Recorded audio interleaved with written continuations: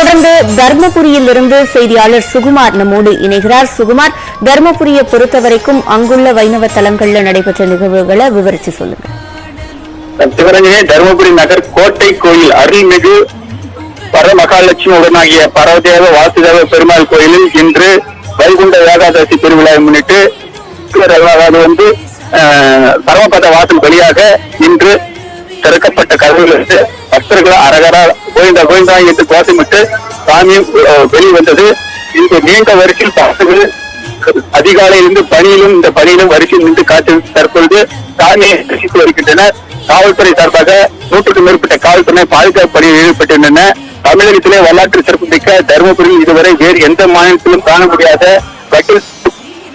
பிரம்மதேவரால் ஸ்தாபிக்கப்பட்டு செய்யப்பட்ட சிம்மாசனத்தில் ஆசிரியர் மண்டபத்திலிருந்து ஸ்ரீ பரதேவ பெருமாள் மகாலட்சுமி உடனாகிய அந்த சாமியானது தற்பொழுது வெளியே வந்திருக்கிறார்கள். இது பக்தர்களுக்கு ஒரு அதாவது கடந்த 2 ஆண்டுகளாக கொரோனா தொற்று காரணமாக பக்தர்களுக்கு நிறைய அனுமதி இல்லாததால் இந்த ஆண்டு ஏராளமான பக்தர்கள் நீண்ட வரிசையில் காத்திருந்து தற்பொழுது சாமியை வரிசையில் நின்று தரிசித்து வருகின்றனர். சுகுமார், உள்ளூர் பக்தர்கள் மட்டுமல்லாது பிற மாவட்டங்களில் இருந்தும் பக்தர்கள் தருமபுரியில் உள்ள வைணவ தலங்களுக்கு வருகை தருகிறார்களா இன்றைய நிகழ்வு முன்னிட்டு?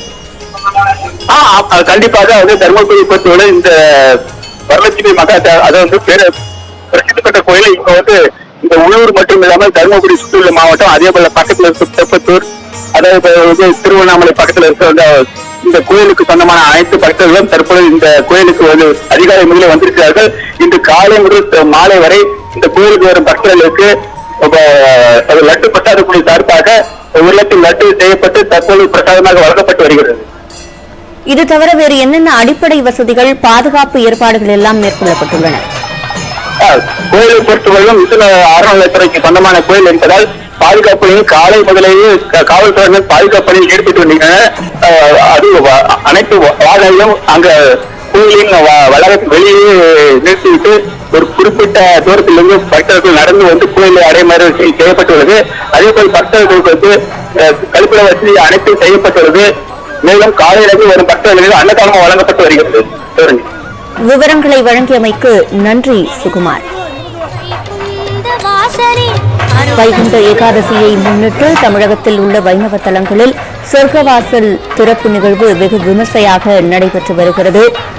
உலக பிரசித்தி பெற்ற ஸ்ரீரங்கம் ரங்கநாதர் கோவிலில் சரியாக 4:45 மணிக்கு சொர்க்கவாசல் திறக்கப்பட்டது. திருப்பதியில் அதிகாலை 12:05 மணிக்கே சொர்க்கவாசல் திறக்கப்பட்டது.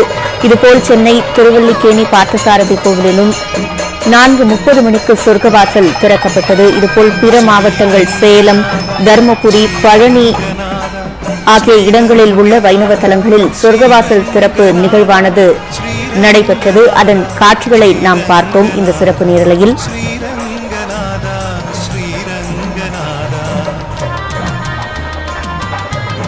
வைகுண்ட ஏகாதசி தினமன்று பரமபத வாசல் திறந்து இறைவனை கண்டாலே மோட்சம் கிட்டும் என்று பக்தர்களால் நம்பப்படுகிறது. இதனால் வைகுண்ட ஏகாதசியை மோட்ச ஏகாதசி என்றும் பக்தர்கள் அழைக்கிறார்கள்.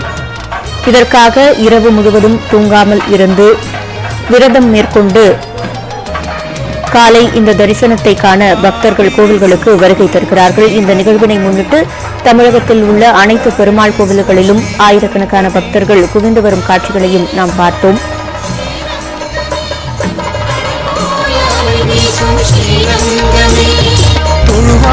நெஞ்சிலே தோன்றிடும் ஜோதியாய் 11ஆம் நாள் நிகழ்வாக நடைபெறும் இந்த சொர்க்கவாசல் திறப்பு நிகழ்வுக்கு முன்பாகவும் பின்பாகவும் 10 நாட்கள் பகல் 10 ராப்பத்து உற்சவங்கள் நடைபெறுகின்றன.